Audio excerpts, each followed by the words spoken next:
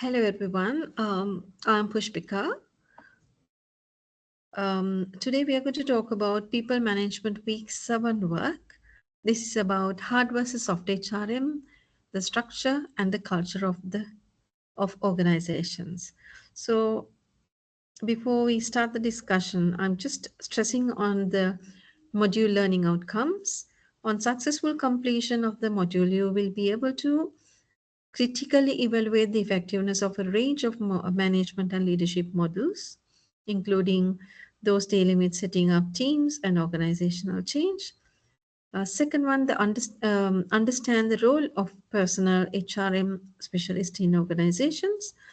Third, demonstrate experience of working with a team and of reflecting on your personal skills and areas of development. Finally, you will be able to research, analyze, and present complex information as part of a team.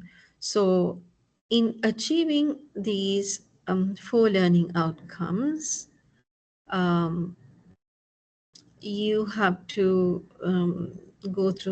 you have to learn all these lessons. And when I talk about the individual report, which is due on 5th of December 2024, you have to achieve these learning outcomes when you write this report. So you have basically two parts in this assignment. Case study part, 2,500 words. You have the second part, which is self-reflection, 1,500 words. By writing these two sections, you will achieve learning outcome 1, 2, 3, and 4. Specifically, I want to stress on this case study part and self-reflection, the second part. You have to select a company and talk about their people management, how it is happening in this company while referring to theories that you learned in the class about people management. For example, uh, team working models like Belbin model, different models we learned, and different theories, scientific management, human relations approach, different theories we learned about people management. You can refer when you write about this people management style in the particular organization that you select. In the second part, you are doing kind of a self-reflection that is about yourself. How do you manage people in the organization that you work?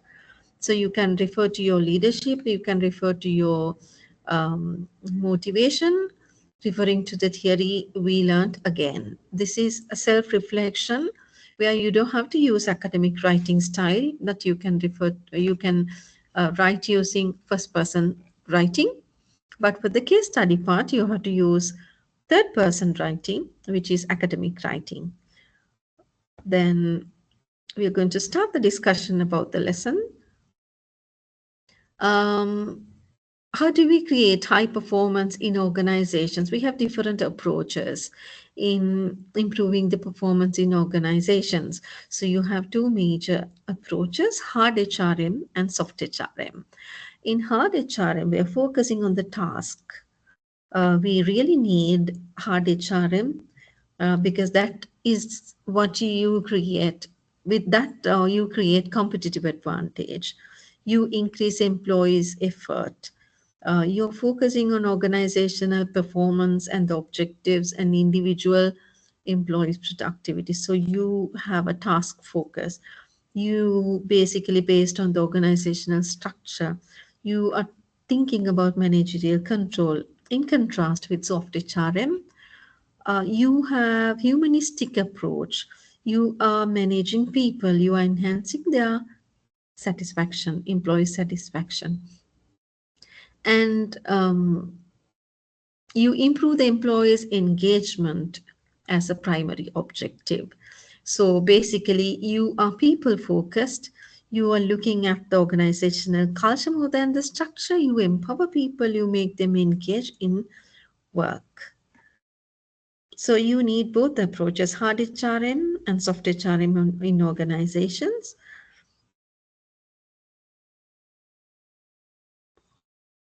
It says hard approaches to employee engagement as those which are narrowly and instrumentally focused on individual employee productivity and organizational performance objectives. In case of soft HRM, it emphasizes the human dimension of managing people and focused on management practices which enhance employee satisfaction. Two different approaches, which is explained here. Talking about a typical functional structure, um, based on the functions, you have the hierarchy, you have the business structure. So you have a managing director or big boss on top, and you have uh, many layers in the structure. So the communication is taking place from top to bottom and bottom to top, upward and downward communication. This is the typical functional structure. You have many directors, under them you have many managers, and then you have frontline staff who are actually implementing the projects and working with the flow workers. So in each division, you have directors and you have different teams under them.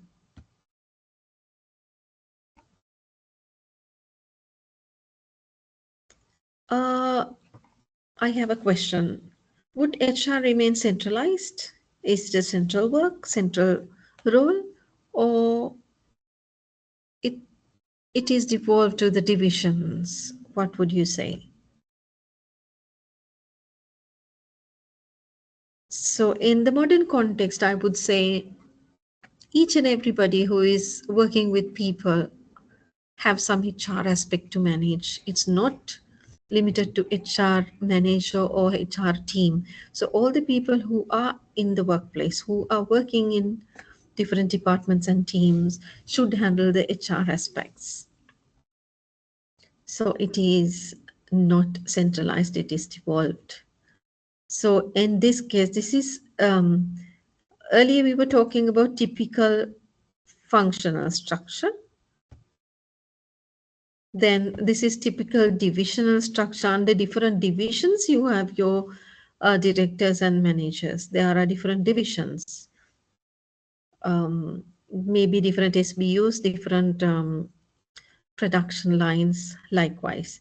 But in this case, you have typical matrix structure. You don't have so-called hierarchy, but according to specialism, different groups are specialized in different things. So they work as teams on projects, and across you get the support from different functions like finance, HR, transportation, likewise. But the projects are working without any hierarchy. This kind of structures are encouraged in the modern context because especially skillful people need more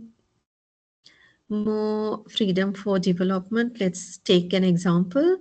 Innovation team, research and development team, they want to have more freedom to innovate. For creativity and innovation, they need more freedom. So in that case, they're not restricted in the hierarchy, so they work freely in matrix structure like this. So it's kind of a latest development according to the new trends, according to the competition, to find solutions for competition, to become innovative and creative. This kind of a structure will be helpful and supportive. So let's talk about organizational culture. How do you define organizational culture? It's the way we do things around here in your company. So if you take McDonald's, if you take Leeds Trinity University, if you take Scholar Schools, if you take TGI Fridays, if it is KFC, if it's Pizza Hut, how do they do things in that company. That is their culture. So, organizational culture can be defined this way: a pattern of basic assumptions invented, discovered, or developed by a given group as it learns to cope with its problems of external adaptation and internal integration that has worked well enough to be considered valuable and therefore to be taught to new members as a correct way to perceive, think, and feel in relation to these problems. This is a definition of Shane, 1985. Um, when we talk about culture, um, we can define it in a way like an iceberg. French and Bell's organizational iceberg concept is here.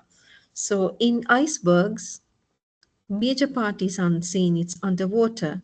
So, you can see a little part of iceberg. This is just like culture. When you try to understand a culture, major part is unseen in an organization. So there are certain things that you can see: the way they dress, the way they talk, the way they greet, the way they collaborate, the organizational structure. This part you can see.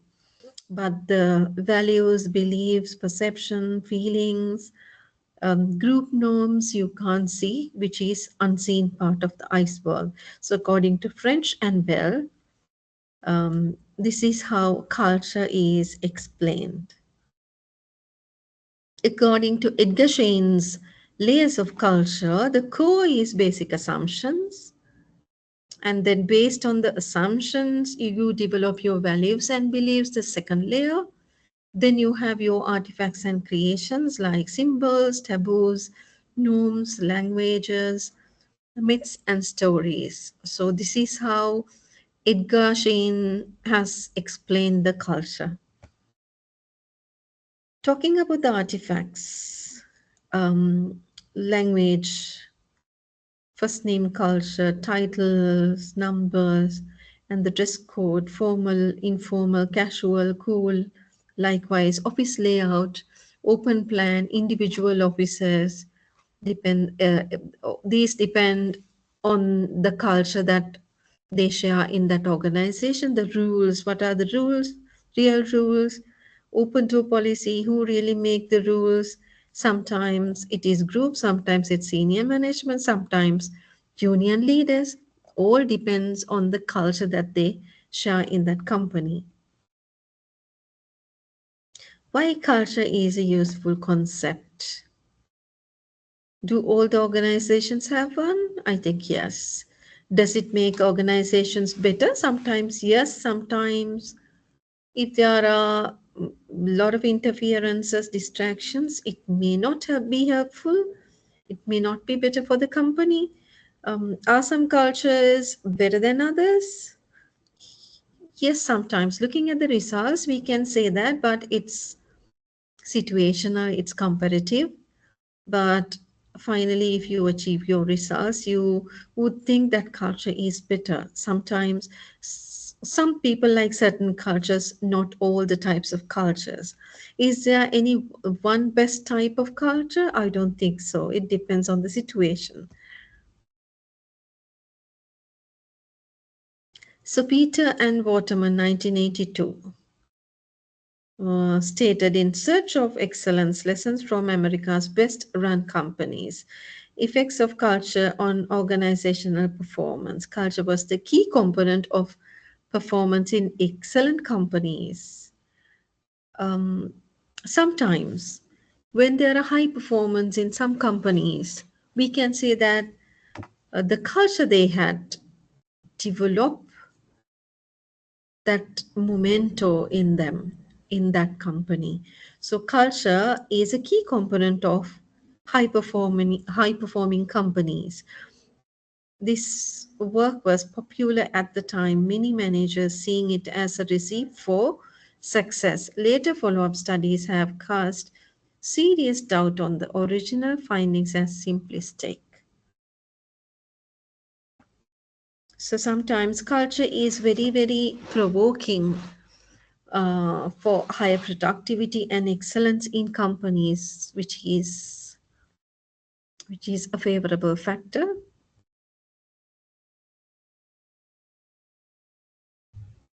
Organizational culture, a key feature of successful firms.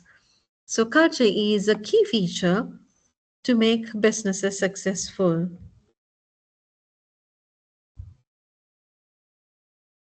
Is structure or culture more important? What is more important, structure or culture? When you talk about hard HRM, they focus on the structure. When you focus on soft HRM, they focus on culture. What is more important? So there is a discussion on this. But as I said at the beginning, you need to have both hard HRM and soft HRM. I think both structure and culture are important. Structure is important for you to have some layout, some methodical procedure in the business, but culture develops the way you work. Culture influences the way you work. Culture influences the um, decision making. So if you have a appropriate structure and appropriate culture, the company will prosper. That's what I personally feel. So hope you are clear with all these concepts that we discussed.